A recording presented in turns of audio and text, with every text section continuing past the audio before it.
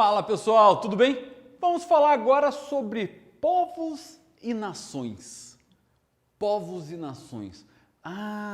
Povo, aquele pessoal que é de uma determinada região, de um determinado país. É o povo brasileiro, é o povo paulista, é o povo nordestino, é o povo rio-grandense, é o povo acreano, roraimense. Povo. O que faz uma pessoa ou um grupo de pessoas ser considerada um povo?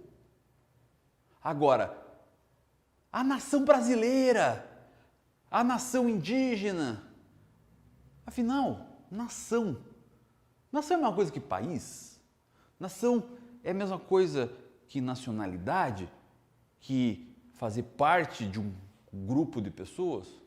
É sobre isso que a gente vai tratar a partir de agora. Para começar, povo. Povo sempre vai ser uma quantidade de pessoas, um agrupamento de indivíduos que vivem no mesmo espaço.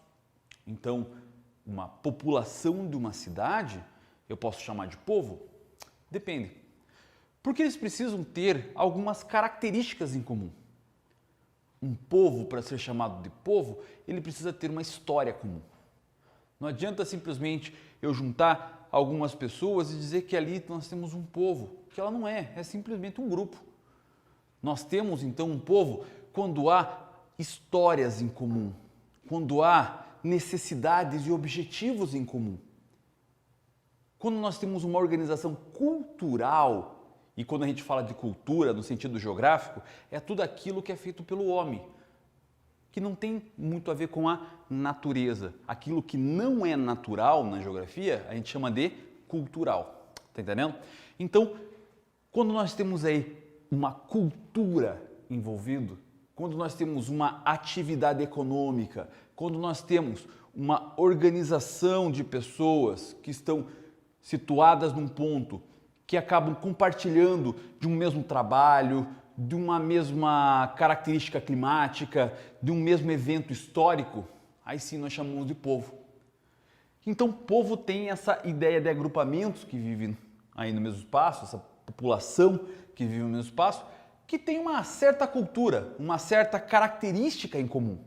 O povo nordestino, por exemplo, o seu sotaque, toda a característica climática, toda a história envolvendo aí as características de exploração econômica, a parte climática, acaba mostrando e dando aí um objetivo comum para todos. A gente pensa nas manifestações culturais, o carnaval, por exemplo, uma das maiores manifestações culturais brasileiras, é justamente aí a manifestação cultural de um povo, a manifestação de pessoas que acabam gostando de uma mesma característica social, de uma mesma característica cultural. Nesse caso, a origem não tem tanta importância assim, mas o presente é importante. No povo, o presente sempre vai ser aí a importância da questão cultural. Então, se eu falo o português, eu gosto de carnaval, eu faço parte do povo brasileiro.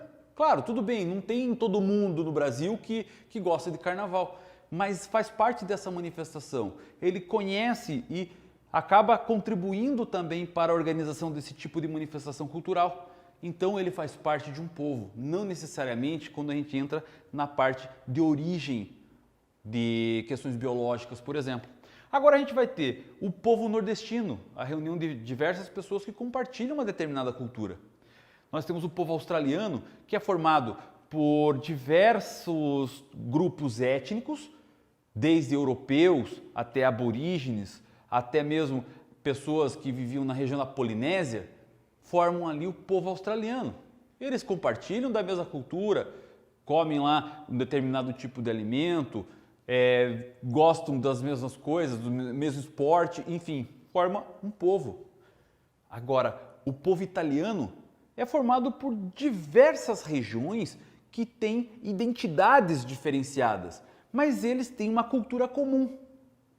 O povo grego, por exemplo, formado por diversas outras nacionalidades, ilhas que têm aí ideias totalmente distintas, mas eles têm uma organização cultural, eles compartilham de uma mesma cultura. Por isso nós chamamos de povo. O povo italiano, o povo grego.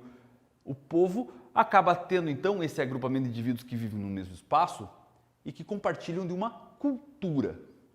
Agora, quando essa cultura ela não é simplesmente organizada no presente, mas ele tem um pertencimento ao espaço, tem um pertencimento a diversas características comportamentais, nós não dizemos que é simplesmente uma cultura, uma manifestação.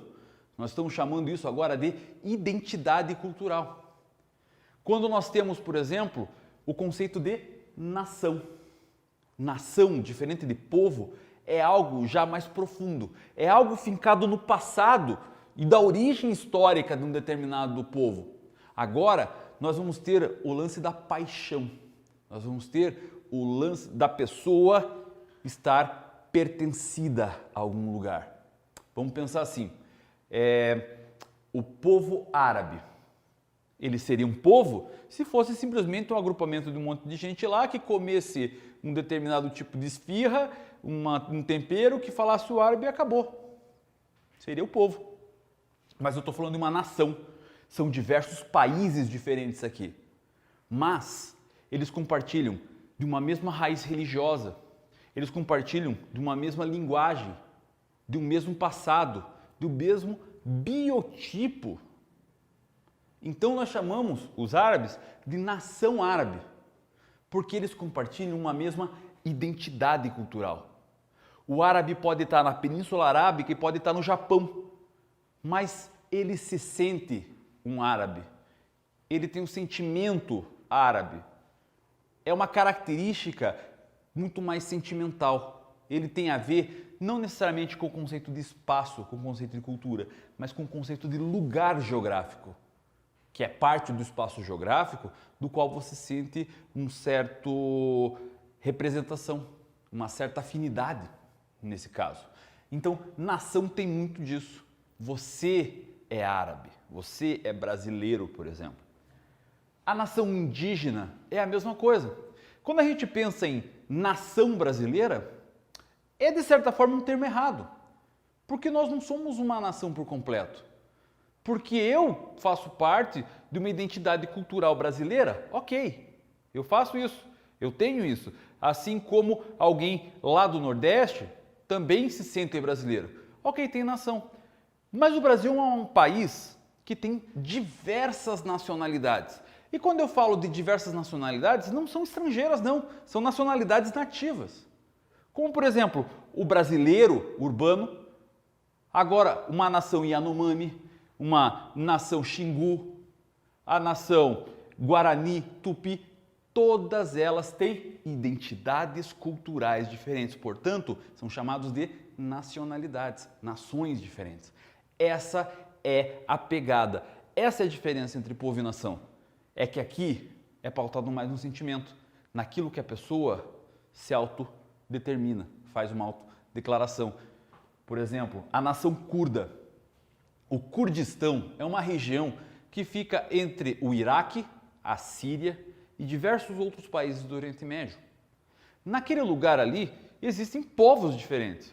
O povo iraquiano, o povo turco, o povo sírio, mas eles se sentem parte de uma única nação, a nação curda, porque eles têm traços da identidade cultural, raízes históricas, passaram pelas mesmas dificuldades, tiveram mesmo organização religiosa, então ele parte para o lado sentimental. Vocês entendem a diferença entre povo e nação? Essa é a grande pegada. Quando você se sente parte do espaço, você faz parte de uma nação. Eu vou terminando por aqui, desejando para você um ótimo momento de estudos. Muito obrigado por ter assistido essa aula até aqui. Tchau, tchau!